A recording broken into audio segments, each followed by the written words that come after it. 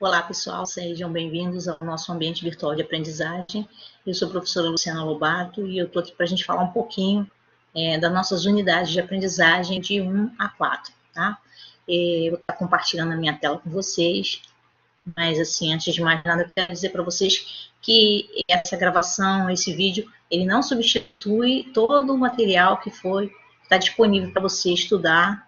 A gente tem que fazer uma boa leitura de todas as unidades para que a gente possa fazer uma boa prova online, ok? Então vamos lá? Vamos dar uma olhadinha? O que a gente viu lá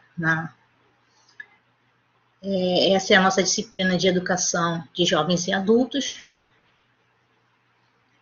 Na unidade 1, a gente viu a importância, né, do convívio social para o ensino e aprendizagem de jovens e adultos nas nossas escolas. Então, a gente precisa entender que o homem ele está inserido já num tempo histórico, em uma vivência múltipla de experiências, né, ao interagir socialmente. Então, assim, a primeira leitura de mundo que a gente faz, ela serve para nos aproximar, né, serve para aproximar o sujeito, e ela refina os elementos que servem para a vida e para o outro, né? Então, a gente aprende a fazer parte do processo natural do ser humano e é indispensável, assim, essa interação entre os sujeitos, né? Então, a importância dessa interação é para desenvolver nos alunos jovens e adultos a necessidade dele dialogar, considerando aí o direito do outro, né, de argumentar sobre as suas ideias e posicionamentos. A gente precisa entender isso bem. E aí a gente viu também nessa unidade a questão, né, a importância do professor Paulo Freire, né, no seu método lá. E esse método do professor, ele evidencia 3 momentos, né? Esse primeiro momento é um momento de investigação, né, onde o jovem descobre, o jovem adulto ele descobre o que ele já sabe, para depois ele conhecer ainda mais, aí ele se motiva, aí ele passa a investigar, porque a gente precisa considerar o que já está, o que já existe, o que já está adquirido. Então, o segundo momento, né, é a tematização. Então, ele descobre o significado das palavras geradoras, né, e vai trabalhando, a gente precisa ir trabalhando com esse educando, já que quem constrói o conhecimento é o sujeito social. E aí, no terceiro momento, a gente tem a problematização. Então, no momento de descoberta, né? A gente descobre o sentido, o significado desse conhecimento, no caso, para mim, né? E se enriquece o sujeito ainda mais, gerando assim uma libertação, um engajamento e um compromisso. Então, é importante a gente entender esses 3 momentos desse método do Paulo Freire. Então, nessa unidade, ela trouxe assim, um entendimento, né, que a educação, no caso, ela possibilita um repensar, ela possibilita uma modificação e uma remodelagem, e ela faz uma análise, né, dos atos do ser humano na sociedade. A gente compreende que isso é importante, né, essa importância, e aí a gente afirma que o aprimoramento desse diálogo é o caminho que favorece as aprendizagens de jovens e adultos em nossas escolas. E aí elas contribuem, assim, para a possibilidade de uma inclusão social para aqueles que não tiveram oportunidade na idade adequada. Porque esse é o grande entendimento que a gente precisa ter, que a educação de jovens e adultos, ela é uma oportunidade da pessoa voltar aos estudos para quem não teve chance, né, de fazer na idade adequada. Então, a gente precisa entender isso, que essa pessoa, ela já tem uma história, que essa pessoa já tem uma vivência, e que a gente precisa considerar essa história, essa vivência, no momento da sala de aula, quando essa pessoa retorna para poder recuperar aí esse tempo que ela perdeu, né? E essa inclusão social desse adulto, desse jovem, desse adulto, é muito importante, ok? E aí, na unidade 2, a gente viu a construção do conhecimento em educação profissionalizante tecnológica. Então, a gente viu algumas características, né, da educação profissionalizante tecnológica que são mais adequadas a esse aluno trabalhador. Então, a gente vê que tem uma legislação e uma gestão governamental. A gente falou da questão do currículo oculto, do currículo formal. A gente viu aspectos técnicos e humanos dessa formação. E a gente estudou aí um pouco o conhecimento em educação e profissionalizante e tecnológica. Dentro do contexto dessas políticas educacionais em relação à qualificação profissional, sempre houve uma precarização em relação às ofertas educativas. Ou seja, essa análise ela fica embasada, né, no processo de exclusão da força de trabalho dos postos reestruturados.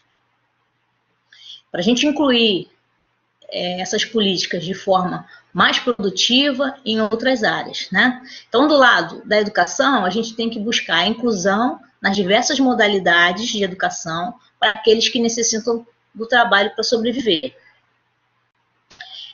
No entanto, a gente percebe, né, que esse processo ele acaba banalizando a educação, porque ele se baseia apenas na certificação e na promoção da inclusão apenas no processo produtivo.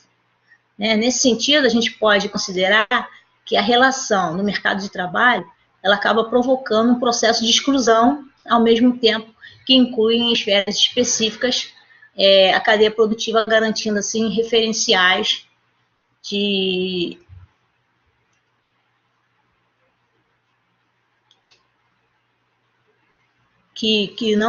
acabam excluindo, né, esse aluno trabalhador, tá?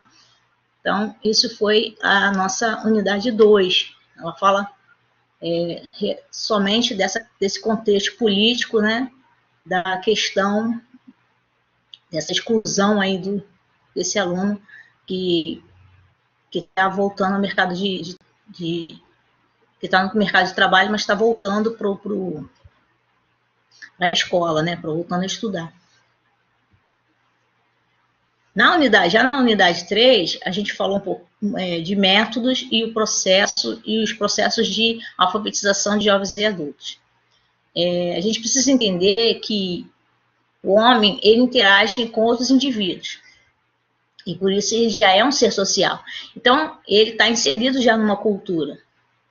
E essa interação desse processo, ele é contínuo, né? Ele é marcado por aspectos simbólicos, e esse indivíduo ele se apropria e ele internaliza ali esses aspectos e, de uma certa forma, né, esses aspectos se referem à leitura e à escrita. Então, a linguagem oral e escrita, elas possuem funções distintas no processo de comunicação.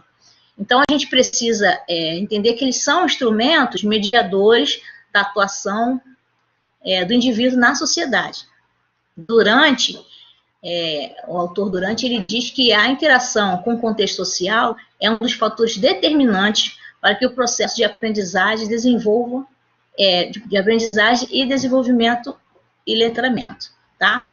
Então, o homem, como o ser que por meio das suas ações, ele contribui para a geração e a transformação da sua cultura, de certa forma, né, como indivíduo, ele se relaciona com o ambiente e, fundamentalmente, ele é mediado, né, por instrumentos e signos. Nessa unidade, a gente viu que os métodos e os processos de alfabetização de jovens e adultos, a gente estudou, na verdade, de que forma, né, situar esse indivíduo no mundo, proporcionando, assim, além da leitura de vocábulos, a própria leitura de mundo. O indivíduo, ele, mesmo que ele não saiba ler, que ele não seja, né, alfabetizado, ele desenvolve vários aspectos que precisam ser considerados para uma aprendizagem significativa, tá? Então, a leitura de mundo dele é diferente, mas já existe por conta das vivências e das interações sociais que ele faz. Então, a educação de jovens e adultos é um campo muito vasto. E essa aquisição da escrita e da leitura, ela auxilia o adulto principalmente aquele adulto que trabalha, a compreender e a se situar no contexto social. Assim, essa leitura é um instrumento social e um processo de ensino e de aprendizagem da língua escrita, e ela encontra vários caminhos que levam à aquisição de uma capacidade de leitura e compreensão. Então, a gente precisa considerar, quando a gente vai trabalhar com o jovem adulto, o conhecimento prévio e a aprendizagem dos conceitos e fatos e principais valores, o método de alfabetização e a representação e a comunicação, a alfabetização e as suas várias facetas, e o conhecimento do uso e a função da linguagem.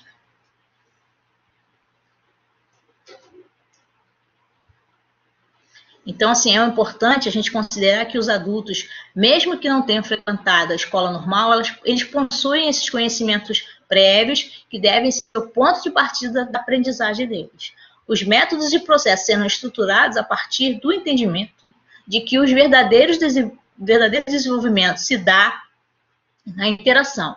Assim como a aprendizagem da escrita e da leitura não está relacionada à aprendizagem de códigos, nem à decodificação. O papel do educador é o resgate da autoestima e do conhecimento do educando, fazendo com que ele também reconheça, né, suas capacidades e seus saberes e participe, né, efetivamente do processo de aprendizagem, considerando a relação da alfabetização e da sociedade letrada, tá? E aí a gente,